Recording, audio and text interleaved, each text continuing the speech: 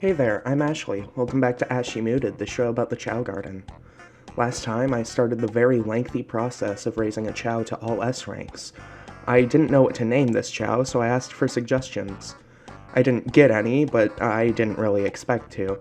I'm making videos about a virtual pet raising side mode and a 3D platformer released on a failed console 22 years ago. My videos only get around 20 views, of course I'm not going to get suggestions. I ended up choosing their name myself, and I recorded myself giving it to them. Or so I thought. I accidentally pressed the start streaming button instead of the start recording button, so I don't have the footage anymore, but I still have the name. I named them Malachite because they're shiny and green. I'm very creative. Today, I'll be introducing 3 new Chao. 3 very specific Chao, actually. There are 3 types of Chao that look like different characters. These are called Character Chao. Kind of, sorta, we'll come back to this. These types are Neutral Run, Dark Run, and Neutral Fly. As you can see, they're based on Sonic, Shadow, and Knights, respectively. The existence of a Knights Chao isn't just a cool reference to another Sonic Team game. Knights Into Dreams actually used an artificial life system that would eventually be used for the Sonic Adventure games. While playing Knights, you can interact with these things called Knightopians. Things in the levels will change depending on their moods, like the music speeding up, slowing down, changing pitch, stuff like that. I could make an entire video about these things. Basically all you need to know is that Knights directly led to the Chao, so there being a Chao type based on the character is not only Sonic Team calling back to one of their non-Sonic titles, but also calling back to the origins of the Chao. If you were paying attention, you would have noticed that I said run and fly earlier. The first one is obviously the type of their first evolution, but that second is the type of their second evolution. I mentioned this back in episode 1, but once a Chao evolves and reaches adulthood, they keep growing based on their stat influence and a hidden stat called magnitude. Magnitude determines how much growth a Chao physically shows. This growth is usually called the second evolution. If I'm gonna raise these Chao, I'm gonna need eggs. I already have colors in mind for them, so let's go to the black market. Wow, look at that! They have all the colors I wanted, including one that you can only get through breeding! How convenient! Let's get these opened and named. Starting with this one here. I'm going to have this one be the Sonic Chao. The black color is a reference to Terios, the early version of Shadow. In the early development of Sonic Adventure 2, Shadow looked a lot more like Sonic. Ask any Sonic fan deep into the series enough to know about Terios, and they'll tell you that his name means reflection of. Does it, though? I can't find a single solid translation of the word. Some sources say it's Greek and roughly translates to making dreams come true, and everything saying it's a reflection of comes from within the Sonic community, so I have a hard time believing it. If anyone knows and has a solid answer for the meaning of the word, I'd love to hear it. I need closure. I've spent too much time trying to figure this out. The process of naming your Chao is kinda weird in this game. You have to go to the fortune teller. Like they say, you won't get your fortune told here, but you'll get a name for your Chao.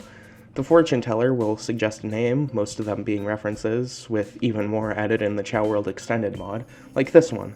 See, the pilot does matter! While I would love to try making my own Jet Chao, I'm just gonna stick with naming this guy after what I'm basing him on. You're able to put your own name in after the fortune teller has suggested theirs. Everyone say hi to Terios, the soon-to-be Sonic Chao. On to the Shadow Chao. I'm going with a shiny white, based on the early version of Super Shadow. I honestly might like this a bit more than what we got in the final version. There is a silver Chao color, but it's a bit too dark compared to those beta textures. Plus, I want to save the Jewel Chao for their own video. Beta Super Shadow doesn't fit as a name, even with the larger character limit that mods allow, so I'm naming him Beta Soup. Finally, the Knights Chao. I went with a 2-tone red for them. What does that mean?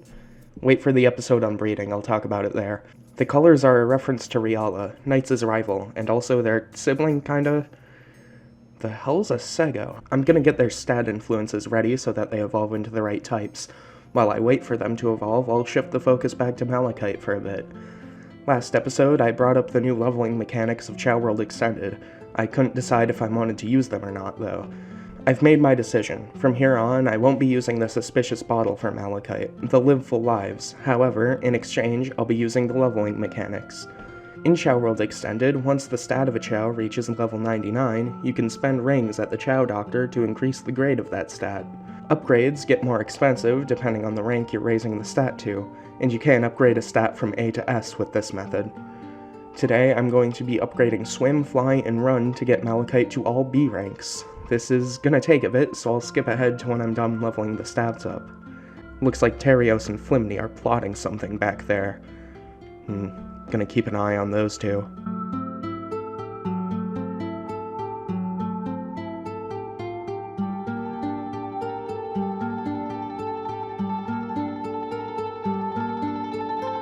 They're back at it, not even trying to hide it this time.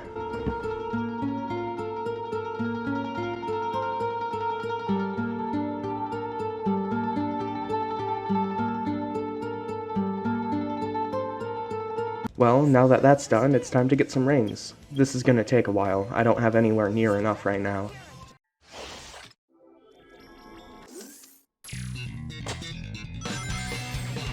This is the wrong game. Wow, that took a while. I totally didn't quit halfway through and cheat the rest in for the sake of time. Like I said in the last episode, I have stuff to do. I can't dedicate all of my time to playing a 3D platformer from 22 years ago.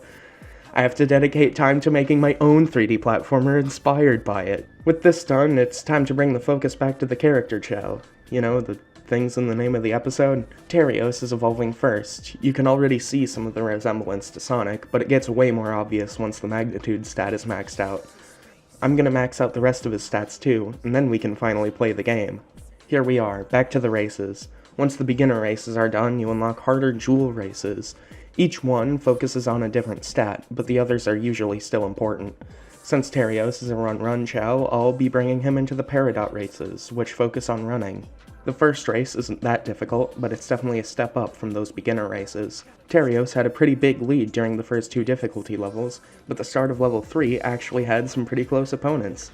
At least at the start. By the end, Terios was way ahead again. Level 4 was more of the same, but Terios' lead was still getting smaller. The final difficulty level was actually pretty close. I was never really worried, but I was definitely invested. After clearing the final difficulty level of a jewel race, your Chao will get a medal. They're just there for decoration in the original game, but Chao World Extended introduced a new purpose for them. I'll be going over that in a future episode, one of the 2 I mentioned earlier actually. Beta Soup is next. Because of the type overlap with Terios, I'm just going to go check his stats to see if raising them will be worth it. That's a no. Sorry, Beta Soup, you're useless. I am a terrible mom, telling my child he's useless. Well, Riala is next. His grades won't matter, since he's gonna be doing a different race. I'm gonna go get his stats and magnitude up. Oh, I'll also get Beta Soup's magnitude up. I'll let him have something. Like usual, once that second evolution is done, the resemblance is really obvious. On to the races. I'm bringing him into the Topaz races, which focus on flight. The first difficulty level is a joke, but level 2 actually starts off pretty close. It doesn't stay that way for long at all, but Riala did trip near the end. Didn't mean anything when it came to placement, but it was kind of funny. Level 3 was boring, 4 started to get close, and 5 was just kind of the same as 4. Outside of that trip in level 2, these races were pretty boring. So those were the Character Chao. A lot was accomplished in this episode. 3 new Chao were introduced, Malachite got a name and some stat grade upgrades. With all this done, I think this is a good ending point for the video. Wait, I forgot. Remember when I said these weren't the only kind of Character Chao and I'd come back to that? I'm coming back to that! These aren't actually classified as Character Chao, but there are 3 types that are. Introducing the Amy Chao, Tails Chao, and Knuckles Chao. You can't get these through normal gameplay. They were distributed through in-person events. They're most likely just reskinned Chaos Chao. They're immortal, and their appearances can't change. The Knuckles Chao can't participate in dark races, and the Amy Chao can't participate in hero races. Meaning they're probably reskins of the Hero Chaos Chao and Dark Chaos Chao respectively. There are ways outside of those events to get these 3 Chao. The 2003 Nintendo GameCube software e-catalog included a demo for Sonic Adventure DX.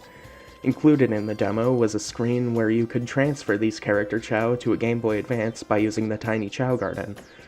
From there, you could link back to Sonic Adventure 2 Battle or Sonic Adventure DX once that came out, and have them in your Chao Garden.